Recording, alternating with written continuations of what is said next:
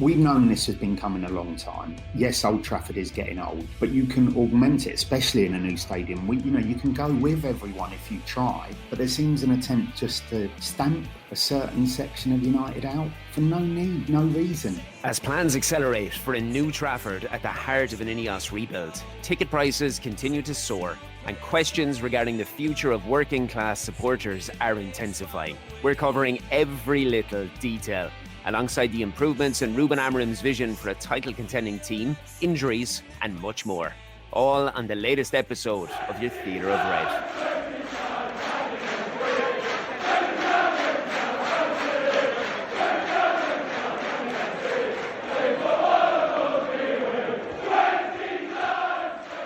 A quiet week in the world of Manchester United is somewhat of a rarity, and following last week's chat with Mr. Dominic Bood, the club announced plans for a state-of-the-art Coliseum in the heart of the Northwest. And that was following a collection of tell-all interviews conducted by Jim Radcliffe regarding the status of the football club, his relationship with Ruben Amorim, and expectations in moving forward for the first team in terms of results and squad status. Now, inevitably, all of this eventually culminated with news of continued ticket price increases to agitate an already disgruntled supporter base. As you can tell, this is quite the plate load of information to digest. So who better to share the burden with me than the man behind the voice of the supporter in the legendary Red News, Mr. Barney Chilton. How is everything with you, my man? Too kind, Shaun, too kind. But yeah, usually international weeks, you just think, let it be a calm one for United. But I don't think United do calm in the modern era, do they? So since we spoke, was it 5 months ago? It feels like 5 years. About that, yeah. I mean, we had a different manager.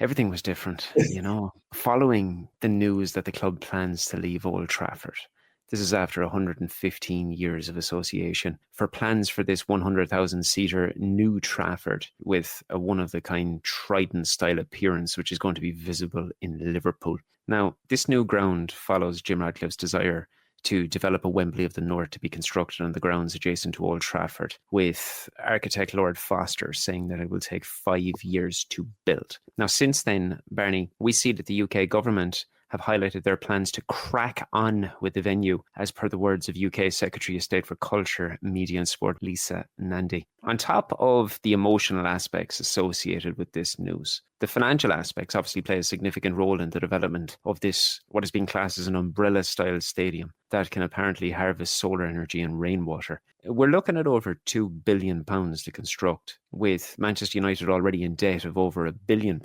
and Sir Jim advising that the club would have run out of cash by November or December if it were not for his investment. You and I both know that the supporters will ultimately shell out for this new stadium. It's quite a large question to ask you, but I have not spoken with you since the news broke. So given your lifelong association with the football club, what were your immediate feelings upon hearing the news, and how do you feel now, having had time to digest it all? I might be in a minority. I don't know. I'm such my relationship with United is I'm distrustful of anything, the surveys they produced. But my own view, I just felt very, very sad.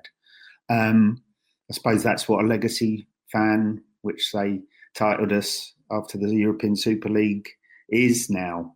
It's not for me. It's not for my generation. As someone, my first game was 76, and I've been pretty fortunate enough, but also made sacrifices to be to many games since then. It's the end of an era, and I always, you knew that this railroad under Ratcliffe was pushing to this, but I just always had it in my head, we won't leave. And now it appears we will, and there's so many strands to this. I'd love nothing better than to shut up shop, stop the fanzine, just go in, see a football match, have a pint, that's it, done. But when you are a fan, you're there to challenge, you're there to ask questions. And yes, it's only a concept, it's a visionary concept at this stage, but we should be asking, is this going to be lease or sell? Is this going to be a totally different subsidiary to the football club now? Then what connotations does that have? 17,000 flats, who's going to be behind that? And it opens up just so many side issues to it. And I've got friends who go, it'll be a great stadium. United's always been about modernising building, from Louis Edwards, love him or loathe him, or, Sir Matt's visionary. But I always thought Old Trafford has its ghost. Yes, it's Trigger's Broom. Yes, it's had so many changes to it. But that pitch has seen the greats. Those streets have had us walking down. And it's a relentless march now. And like, I'm going to treasure it as much as I possibly can, as long as we have, And if it's 5 years, I feel selfishly pretty content. Yeah, I'll get 5 more years here. Because as Liverpool, as I keep saying, Liverpool Cup last April showed, yes, it's lacking TLC, and we know why that is. Hammer the Glazers, 20 years of neglect. But it's still a beautiful place, and on its day still has wonders to give us. But yeah, just very sad, really. I couldn't agree more with you.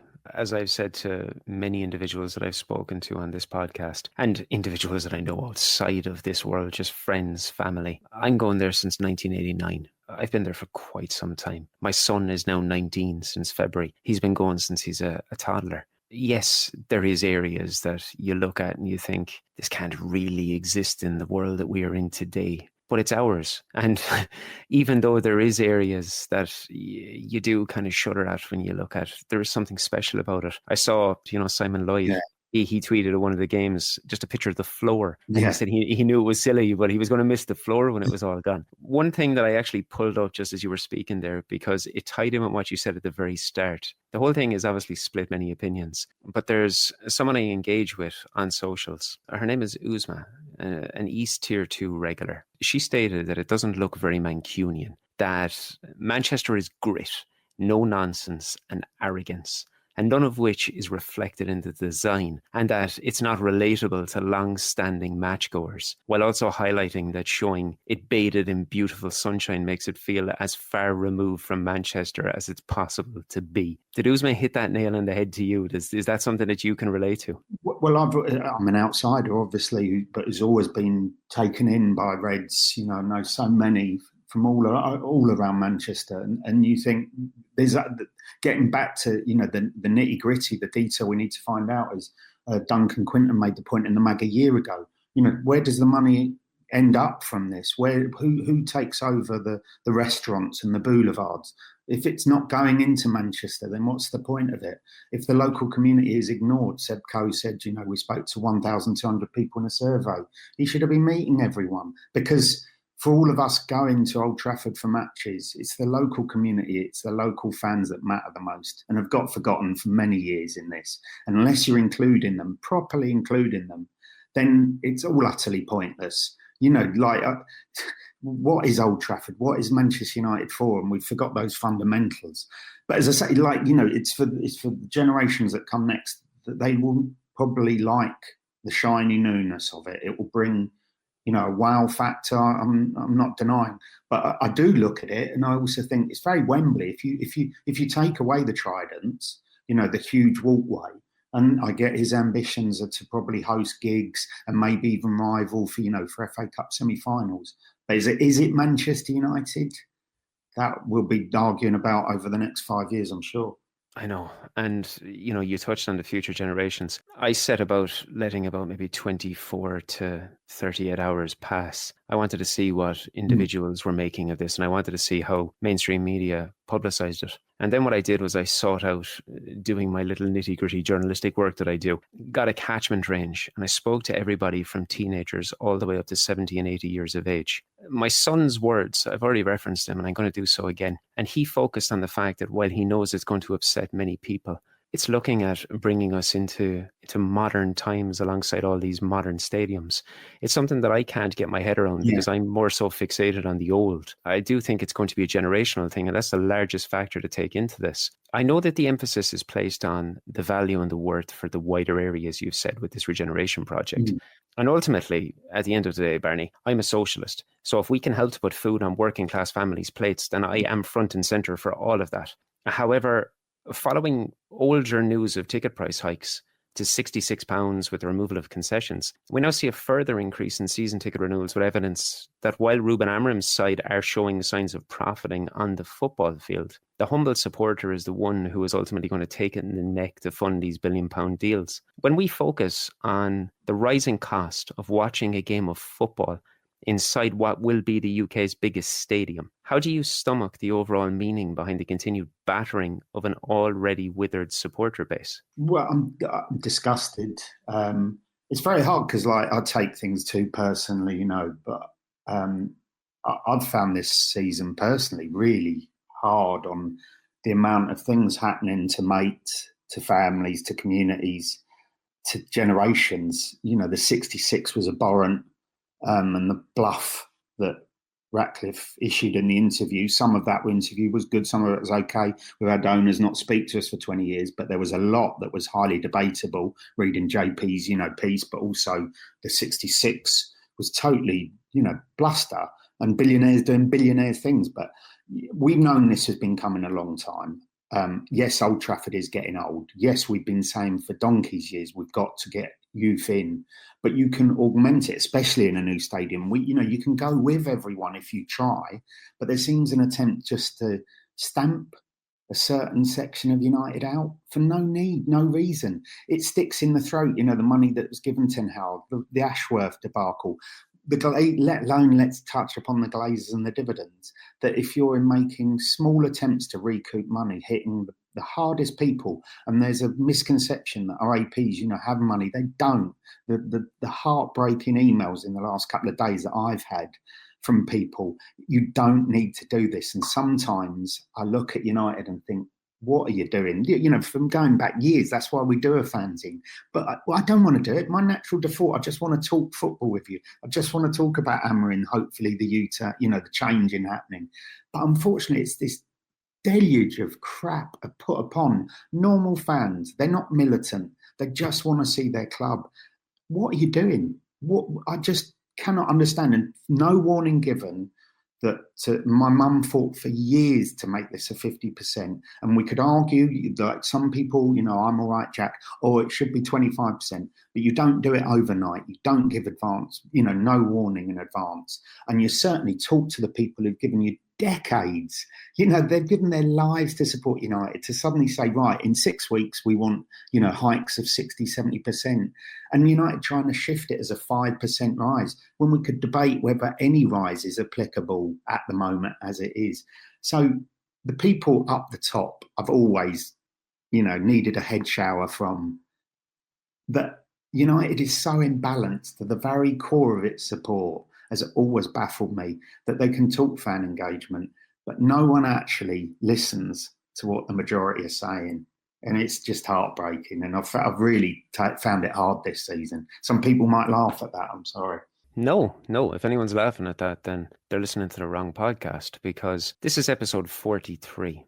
I mean, I missed a couple of weeks, I believe, at Christmas, maybe 1 week at Christmas, and I got rather ill last year with COVID. But I'm pretty sure this has been going now for around 45, 46 weeks.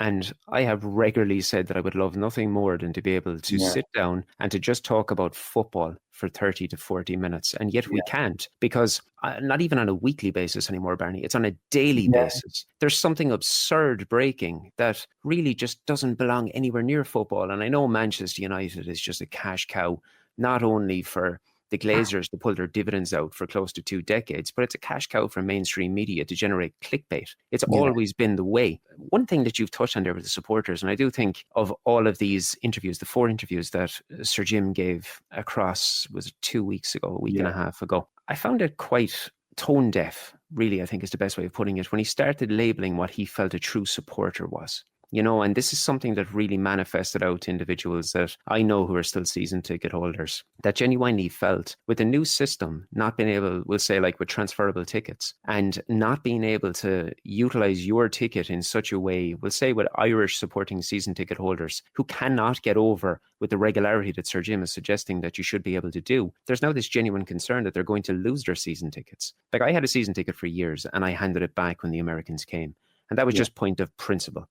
And I don't look down my nose at anybody else for doing anything otherwise. It was just my point of principle and the individuals that I was surrounding myself with at that time. I don't ever look back on it and think that I should have done different, because we make our decisions, we stand by them, we live by them, and that's that. But there's now a cohort of Irish season ticket supporters, particularly Irish, that are genuinely worried about the potential ramifications of what is to come, and that they may be forced to give up their season tickets, not by choice, but by a billionaire's ideology of what a true supporter actually is. And it further heaps more upon this ideal of being tone deaf and not having any sort of semblance of understanding of the working class individual that is shelling out, in some cases, these people could be shelling out anywhere up to 10% of salary over X amount of months. They're foregoing the ability to be able to go on holidays, to be able to go and watch the team they love, to build into the camaraderie and the community that's there. And it's just been stripped away from us week after week after week. When you consider, I suppose, amongst the many things that Sir Jim is saying, how do you view his ideology about what he feels a true supporter is, particularly from a guy who came from such humble background?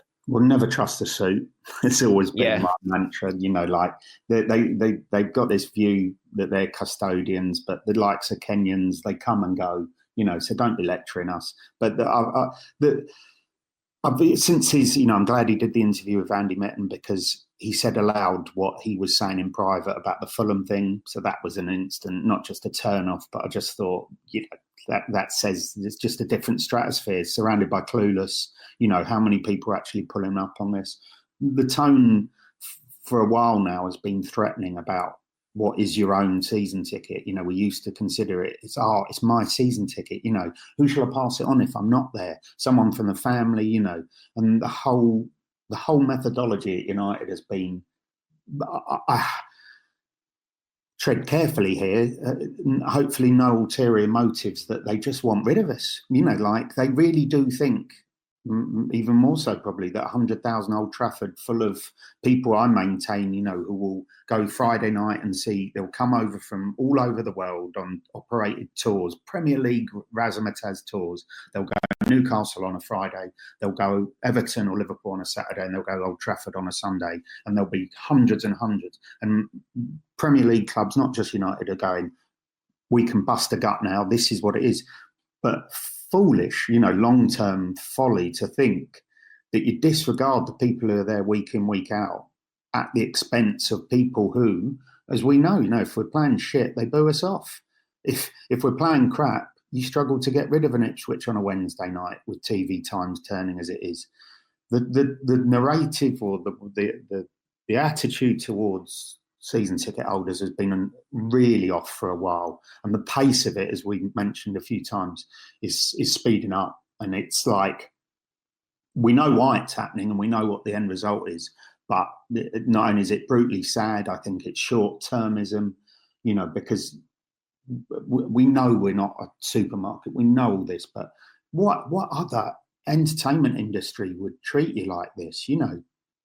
Just, and where's the entertainment? Yeah, at the very least, you'd be expecting a good product for what you're being absolutely fleeced for. But would anyone else seriously, spending your money, the sacrifices, you're travelling from Ireland, or you're going from Manchester to Fulham at 7 o'clock on a Sunday, Leicester at 7 o'clock on a Sunday. Would anyone else be so there'll be a platitude on social media, but would the immediate response is, you've got to prove who you are, you've got to do this, you've got to do that. You should be saying thank you so much. In so many options in the world there are now, so many things we can be doing with our time, that people still want to do this United thing should be applauded instead of mocked, And as I can maintain it, the new Old Trafford is for the next generation. But as we're seeing, I've got a young son myself, there are millions of different alternatives to spend their time with. When we growing up, me especially, only had 5 or 6 things. Now there's 1,000 things taking their eyesight away. So you better make sure, if you're depending on that money to come in, that your product, if that's what you want it to be, is good. Because if it isn't, God help them. Yeah, especially with the likes of DH Gate offering an alternative avenue to get rid of one of those revenue streams for football clubs across the world, not just in Manchester United, across the world. There's something that I want to get across to you here, because I set it across to the community that is starting to build at the Theatre of Red when you were coming on. And Kevin O'Dowd emailed. He wanted to get your feelings on something. As somebody who has spent a lifetime crafting Red News and shelling the voice of the supporter across the globe, You're a person that I classify as United royalty. For me, as an Irishman, I am travelling to Old Trafford for over 30 years, and I now bring my son at least twice a season. He does say times are tough and it's not as easy to fork out the money as it once was. He says, from afar, I think it'll be easier for the likes of us to stomach a new stadium because it will add a sense of mystique for the younger generation. And during times where the football is far from where it needs to be, the club will be able to cock its chest out once more and declare that our ground is at least the best in the country, just as it was 20 years ago. He says, I can't say I'm overly happy with waving goodbye to Old Trafford, but I take a pinch of joy in that my son has enjoyed various experiences in there. Do you share the sentiment on this? Thank you for your hard work. No, that's really kind. Thanks for the kind word, but I'm a leg end, really. That is it, flawed individual, but I'm passionate. If there's one thing I've got right is that passionately, through thick and thin, through rain and sun, you give United fans a voice and you fight for United fans. I've made lots of mistakes along the way, but that people get what Red News is about is really appreciated. And I do get it. It's if this is for the right reasons and why we challenge and why, whoever's listening, whoever takes over, Shaun, like when I'm not doing it anymore, that you take the baton on this, that United can be something better than this. But it's not just a representation in a physical form of a football ground. It's the way they behave. It's the way we play as well. The Manchester United way is for another, debate. But we can always be better. And if you want to, if it's taken that you include, not exclude people, be it season ticket holders, pricing people out, taking the youngsters with you, properly integrating the local community into what comes next, then fair enough. But my fear is that politicians will get involved. I do think, the spring statement here, they'll go big and it will speed up soon, very soon. When the spring statement's here, I do believe that things will be pushed along with government backing, but it will be big decisions made by big multinational companies. And what is lost then is a bit of a heart and soul. And we know that debate's happening as it is. But, for someone going in that day, of course, there's always a pride, like, for all of this, when an ABU says, who do you support? The immense thing of Manchester United, and almost like, go on, say something. I'm ready to buy it these days, I'll never not be proud of Manchester United, but just the form it takes in these, in the suits, that's the disputable bit. But what I will, I know West Ham, Spurs fans, Arsenal fans, and they were going, the old grounds, and pretty much 99% miss it. So that's my warning for what comes next, that you miss it, and that's understandable, but you miss everything part of it, It's such a mammoth, it's so big. I still can't, like you said, 48 hours, I still can't get my head around it, really. Yeah, and it's one of those where the grass is always greener on the other side. I really hope it's not what you said, that it is this drastic error, because I've been to these new grounds as an away supporter and they just feel soulless. I've said this time and time again. They just don't feel like proper football grounds. But Spurs is great. Like, it is a fantastic stadium, but it's also surrounded by bleepers like an airport. It's got these huge lifts taking the haves. And there's the have-nots. We walk round, they serve beer upside down. But you go in, and every time I've been there now, I think this is a sporting gig arena. I'd love to see, I've never seen an NFL. I don't know why I said that, but, I can understand why people see an NFL game here. But is it a football stadium? No, it's a sports stadium, a modern sports stadium. And there is it's an arena. There is a huge difference. Yeah. But what we know is gone, and change is inevitable. But it's a different argument to, we're moving from Bank Street, Old Trafford. For me, it's a total different because of what has come before it, and such a shame. And I've made this point on the Red News podcast. Listen to that as well, please, and support the mag. Sorry, but in 2015-16, I saw plans of the South Stand redevelopment, and it was better than the new Old Trafford will look. And the Glazers bought at the costs, and it just went into a draw. And you think so many missed opportunities under the Glazers, but if 10 years ago, let alone 20, we wouldn't be having this conversation now, and we'd all be proud. We'd all be happy. So shame on them on many levels. Shame on them on many levels is right. It was something we discussed on either last week or the week before. But imagine just how things could have been different over the last 2 decades. I mean, how many more trophies would have been won? How many more European Cups would have been won? Barney, given everything that has gone on off the field, after 26 odd minutes of conversation, I reckon it's only fitting to touch upon the reason that we actually put ourselves through all of this.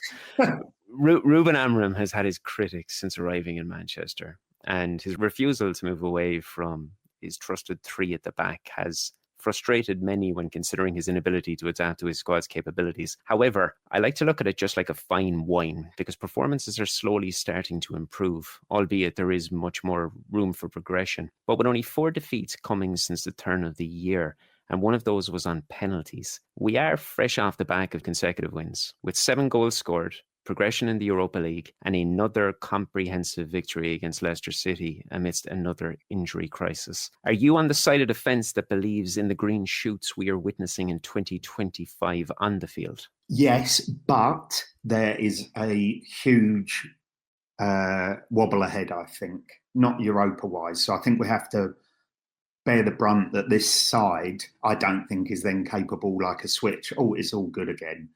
What I'm encouraged by is because me and you, when we talked about Eric, I knew at the end it had to happen, but I was very sad and I wanted to back him till the bitter end.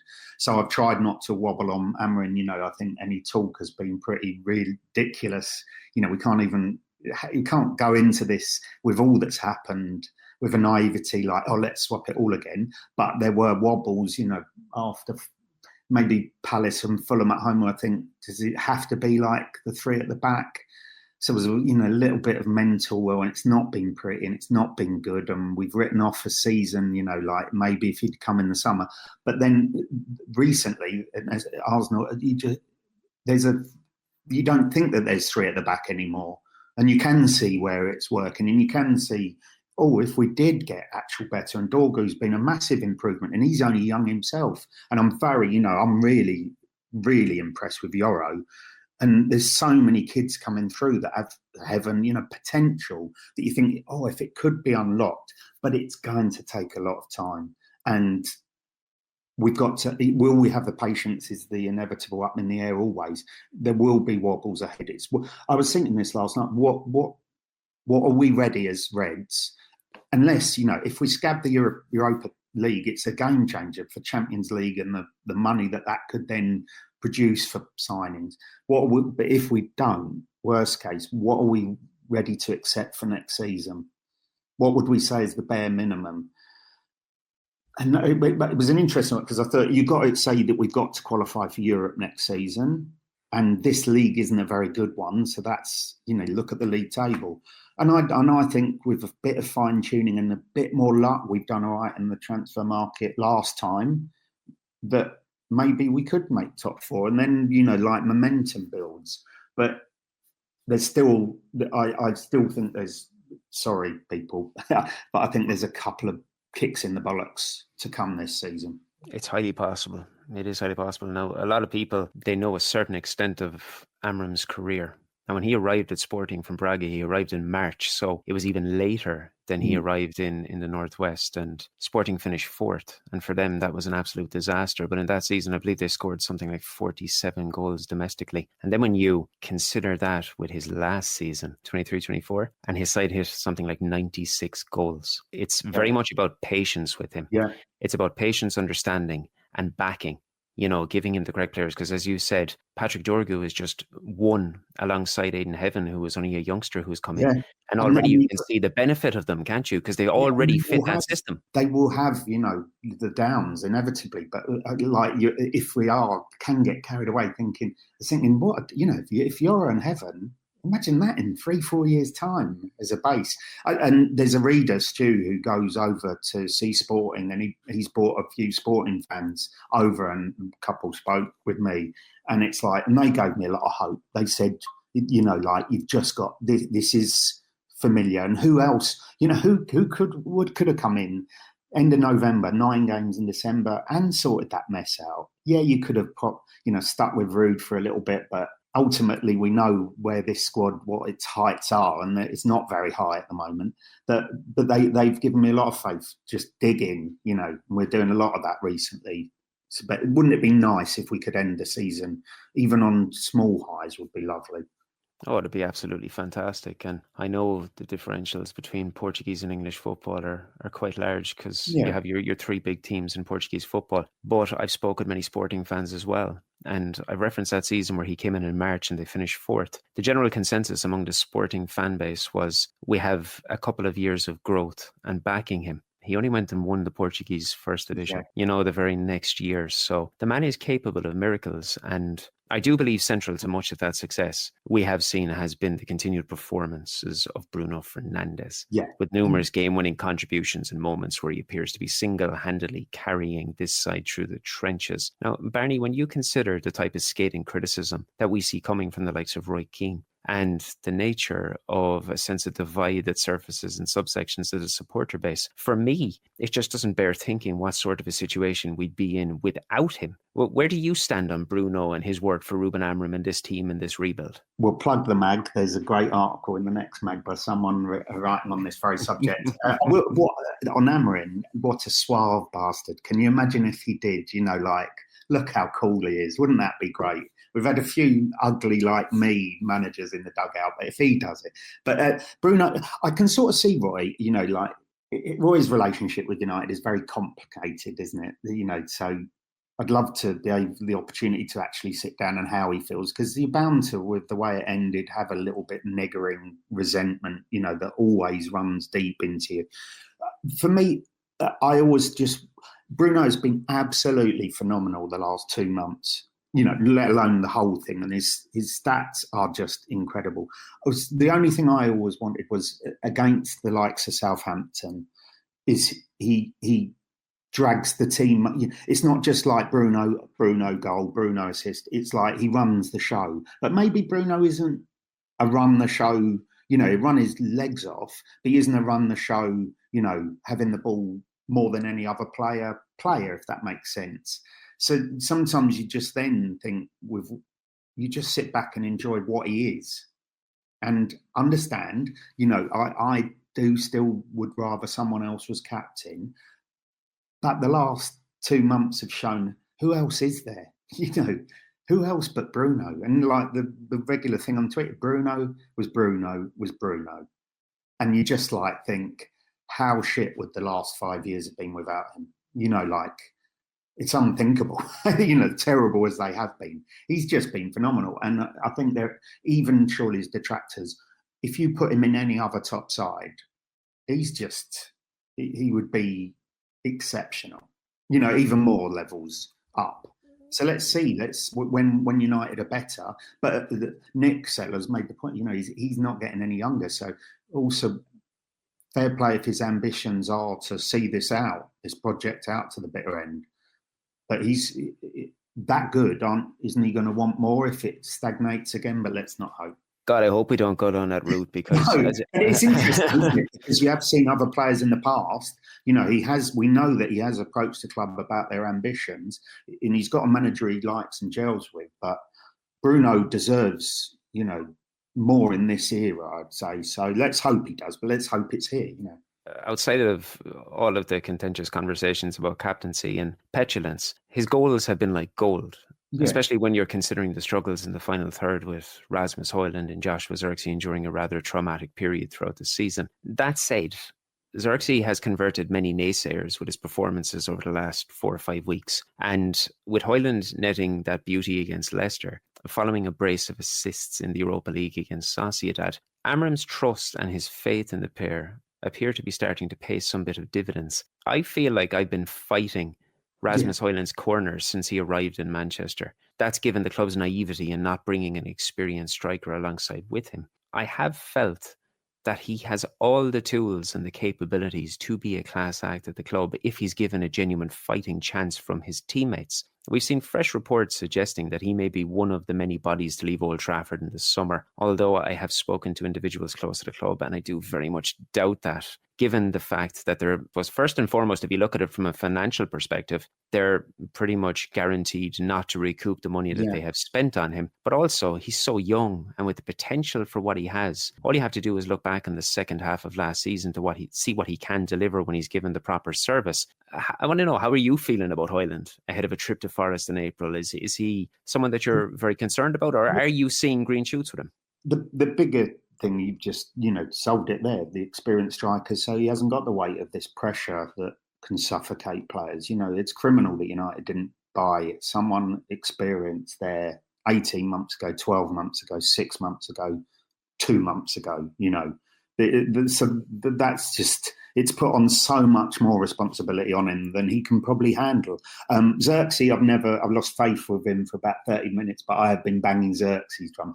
Xerxes in a successful United side is a sub, comes on, scores 6, 7, 8, 9, 10 goals off the bench, and that. We're not having these qualms. He's got a lovely touch. But again, they've just put in, and it's like there's no alternative. It's you two. There's too much on them. Whether they're ultimately good enough and what level, it's just a beast, United. And the modern beast is even faster paced than it ever was before, where it ate up, players who were okay elsewhere. I was really, the bit that upset me was seeing him with Schmeichel. He just looked bereft. But what he did, which impressed me, is the games since that video was released, he's really put himself about, which is all we want him to do. Because for too often around December and Spurs at the League Cup, he's pushed off the ball and the defender just sees him to the halfway line, and the defender marking him knew the game was over. And you add that all together. So for 3 games to him, he's not sulked and he's not hidden. He's gone, right, I'm up for this. And he looked a bit stockier against Leicester. So I thought, just kick shit out of someone, get something going. He's better than 100%. He's better than he's been doing in the last 20 odd games. Whether he's good enough, I'd like us to buy someone experienced in the summer and then say, Højlund, you're going to get 20, which should have been originally, you're going to get 20 or 30 games this season, then let's see. But I fear if we're just relying on him again, I don't think we can do that. But where's the magic mushroom of money's coming from? That's a whole new conversation topic. How much have we got? Don't please lose Manu or Garnacho, please. The allure of pure profit is the big thing when you're speaking about the likes of Kobbie Mainoo, Alejandro Garnacho, because they can command a pretty tasty transfer fee. It's a scandalous system. It's a it's horrible, isn't it? We're going to lose the power of the regulators, so football's going to further eat itself. There's so many things that are just ill with the game, and you think, how can you profit more off selling your kid? And we've seen other teams do this for years, but it's just like, when they're good, it's just ridiculous. Who are these suits thinking up these rules? We're dealing with how long with financial fair play, and then all of a sudden they decide, let's take another branch out of that tree and let's invent the Premier League's profit and sustainability rules. And then 115. And then let's give a reason for billionaire owners, and then we'll incentivize them to sell their youth products. Yeah, it's heartbreaking, and then it creates the modern game. I made the point, would Scholes get an opportunity in this era? He'd be written off, and when data is king, and what about the nuances, the white sides who come along, who haven't got the speed but are so brilliant, will they lose their opportunities in this era? Probably, possibly. It's a horrific sight. Can't just the camaraderie, the community, seeing people, meeting people, talking to people, away from the nastiness of certain social media. It's still, this is why we do it. We love it, and I want I want the suits to be held to account, but just always want United to win. And it's been a really horrible, that Christmas period, and that was just brutal. And we all feel a bit like PTSD from it, I think we're all still coming out of it. So to even to win 2 games, you think, yes, please carry on. Please carry on. We're still to win consecutive games in the Premier League, though. It's astonishing to think that in March. Absolutely astonishing. But what you said about the camaraderie in the community, Ivan was on here 2 weeks ago, and he made that great statement about going to the aways, that he's spoken with so many veteran Reds, and they've often said to him that 90 minutes of football often gets in the way of a good trip. Yeah. Now, one final thing that I want to ask you, because you've touched on him already, and it's that we've seen Aidan Heaven has been walking without a brace or a crutch after that horrific looking injury. And many are now feeling that it may not be quite as bad as we all expected. Thankfully, it looks like something is finally going to go in our favour. For such a young guy to make the move mid-season without any real form of first team experience, his cameos and his latest starting performances against Arsenal and Leicester, Barney, they have many purring over the future pairing of himself and Lenny Yoro. Given that Amorim's system is designed as a build out of the back philosophy, I mean, this duo are tailor-made for a career in this. Just how impressed have you been with both of them over this transitional period with Ruben Amorim? And Dogger, it's like that, like they just look. The big compliment is Rooney's really, I like listening to Rooney speak because he does know the game and he's an intelligent viewer of it. That one thing he said, he didn't lose faith in Højlund, which I thought that's interesting. He didn't kick him when he was down. He said, just give him a bit of time.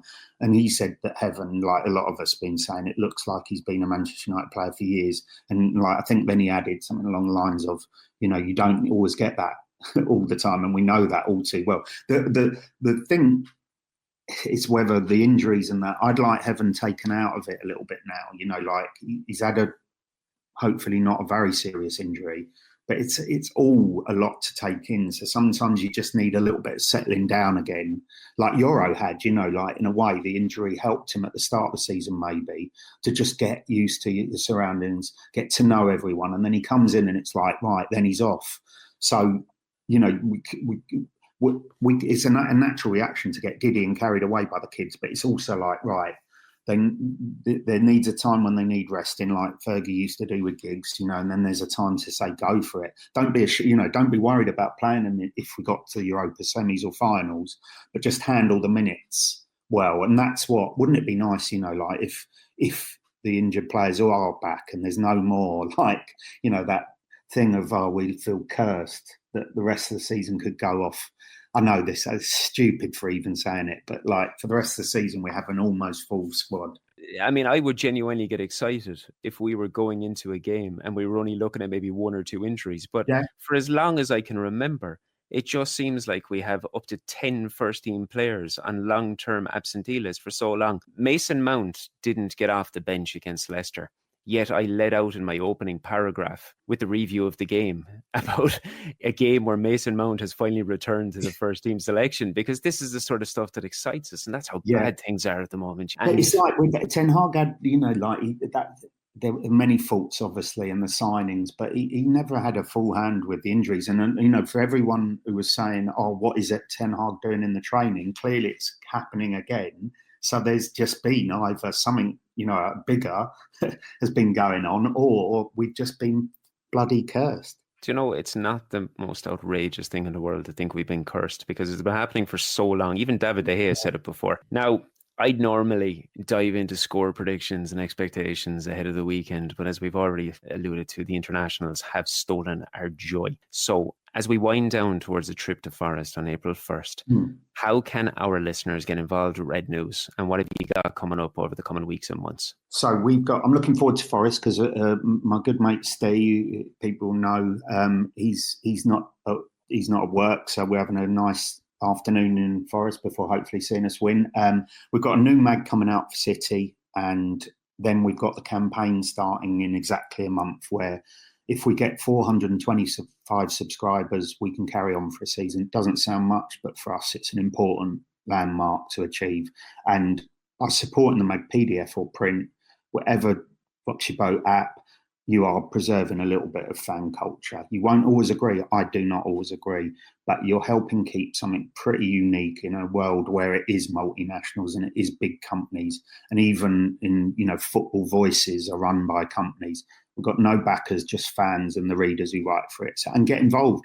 Think over the summer, if we do make it, please, I hope we do, that you can get writing on that. And just come and say hello, please. Like, we don't have all the answers, but we're always selling at every home game. And the nice thing, it's our anniversary next month, 38 years, which will be 1,200 games that we've sold the mag at. So I think that's sort of like a nice and I bet it'll rain. But yeah, I've loved it. It's just if there was a way to not let it get to me as much as it has done, but I'm sure it has loads of people, and I know from people emailing in over the last couple of days about, and they're actually, they're affected by the moves, by the prices. I just wish United would, I don't know, listen more, actually come and speak to people, not me, not you, just actually talk to people involved, not just ignore emails with standard responses, but the thing is fighting and dreaming for a better United. So that's all we've tried to do at Red News. So, and cheers for the support, Shaun. I appreciate it. It's the very, very least we can do. You've heard what Barney has to say. This is an institution. Red News is absolutely superb. It's a part of Manchester United folklore. As you said, it seems like a small figure. It's a lot to them. It's a very, very easy figure to maintain, guys. And who wouldn't want to keep this institution alive, be updated with proper fan content delivered by supporters for supporters? So get on to Barney, get in touch with him, get subscribing, and keep Red News ticking over. And for those listening, kindly drop us a follow as well on every social at theatre_of_red. And the site will be back up and running very shortly, I'm advised. For those that have sent the messages through, thank you very much. But we've run into hiccups with the migration of services, and there is much IT work going on in the background, I am advised. If you are listening on Spotify, can I ask you to just take 2 seconds and just leave us a 5-star review? Each one of those helps to show the grow, and it just gathers more momentum, and it helps us to enhance our footprint. We'll be back next week and to catch up on all the latest comings and goings in the Northwest. Until then, take care, and thank you all very much for tuning in.